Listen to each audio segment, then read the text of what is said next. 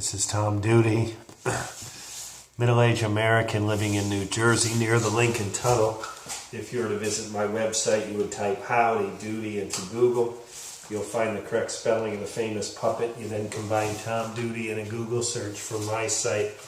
This is Ubereats, trying to demonstrate my gig. I had an awesome night. I think I had 11. Did Uber Eats about 7 hours.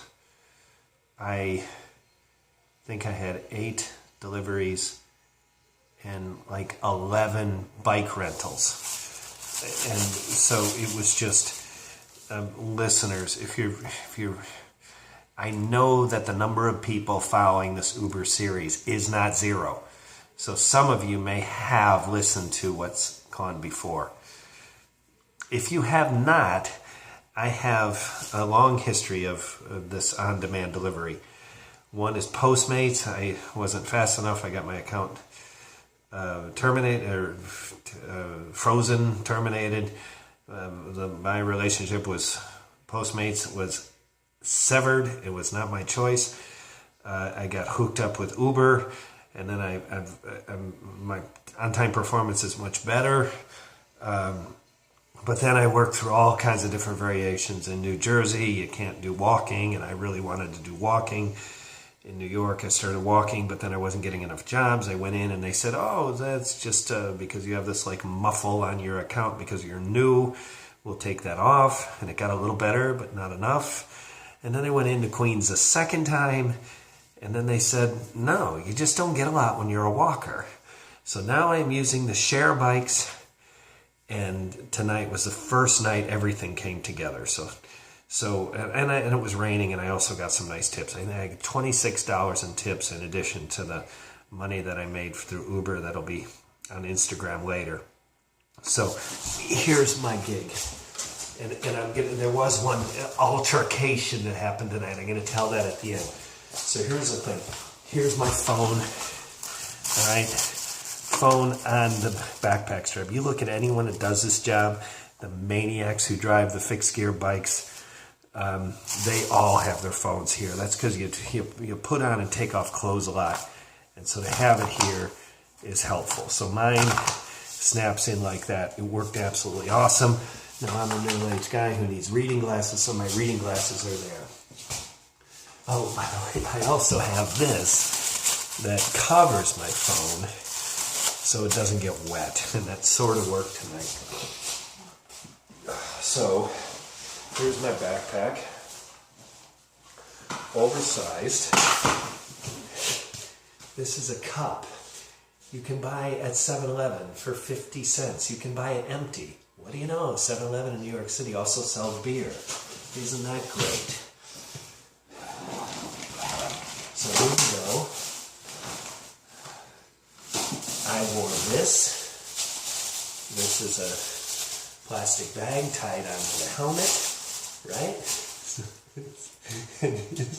See how it's sticking in the air? A couple of times I looked at it. It was actually that way because this is the gusset on the plastic bag and the air kept catching in there. So I looked like a cone head. And then in addition to that, I would wear this vest, which is now wet and not very warm. You know, it's kind of flattened because it's not clean. And then I had this plastic bag, which went on over the vest. And I started out with this jacket, but I hardly needed it. I only had it for a few minutes. I even started out with this thing.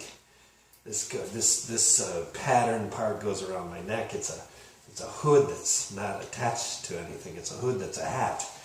It's awesome when it's needed, but tonight it was not needed. And I was even hot with the helmet. So the rest, I'm in the common space of my apartment building. And I came home with my wife tonight. She went in ahead of me. I did some things, including taxes, and I felt like I was kind of consuming a lot of the day. And then I ended up going in, I guess 7 hours in, and her shift was 8 hours.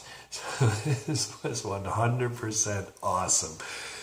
Listeners, here's the story that if you live in one of these polite places like Norway or Minnesota or Barbados, I think the young people in Barbados are very polite.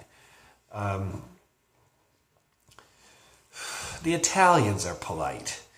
The French are less polite. New Yorkers are famously impolite. So if you live in one of those polite places and you kind of wish you didn't have to be polite all the time, please listen to this story. So here we go.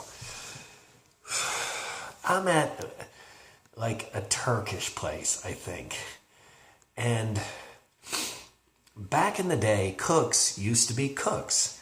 But now you can't cook in New York City unless you're a culinary trained artisto.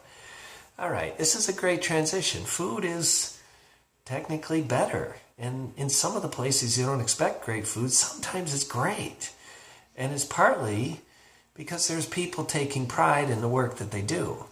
Well, the byproduct that's achieved from this culinary artiste is ego. So now I get dispatched and my trip is a little long. So now I feel like I'm a little bit late, but I'm pretty sure when people see me, they don't think I'm rushing. But I am. I'm stepping along. I get my food and I call the customer. I'm out on the sidewalk. And it takes a little long, because it takes a little long. This is the reality of dialing through the Uber app, and it consumes some time. So,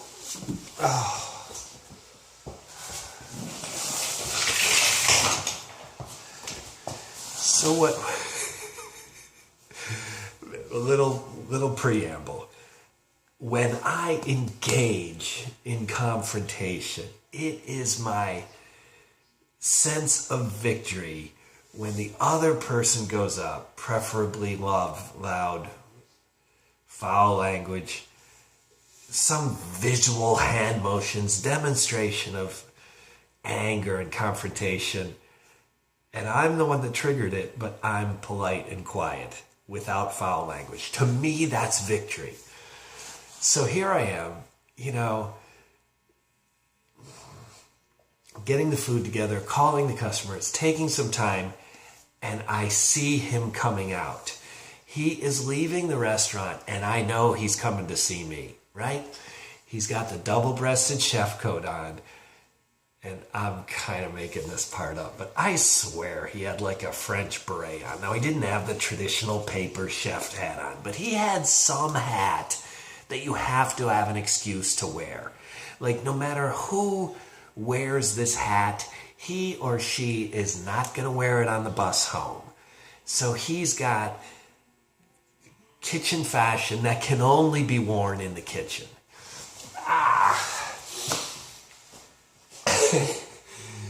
And he's kind of a big guy, not like overweight and obese, but a big guy with a big attitude.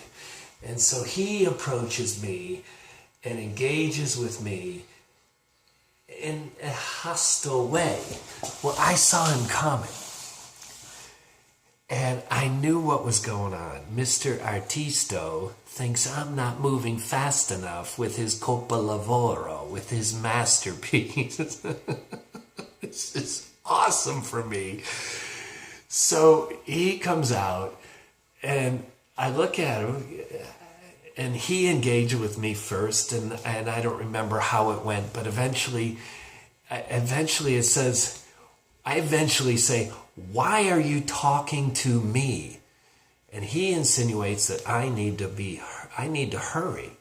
And I say, the only thing that's standing in my way is this conversation with you.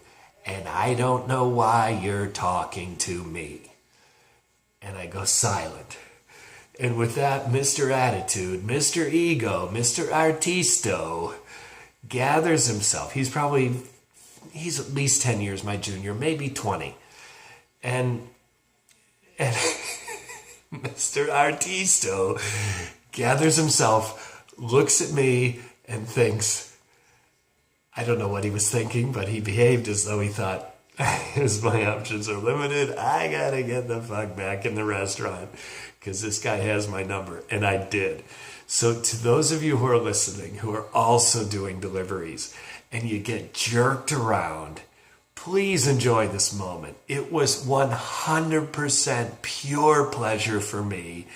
And when your words don't come out right, and you engage in confrontation, and you end up using the F word at high volume, and you kind of wish you didn't, remember, there are times that people like us, people that do deliveries, get jerked around, and sometimes we remain composed, and sometimes we get the best of the people who are sparring with us.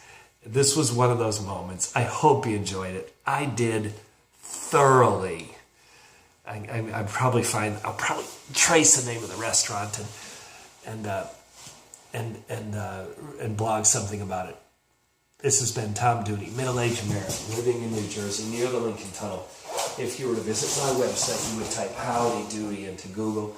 You'll find the correct spelling of the famous puppet. You then combine Tom Duty and a Google search from my site. Thank you for listening. Have a good day, good evening, a restful night's sleep. Ciao.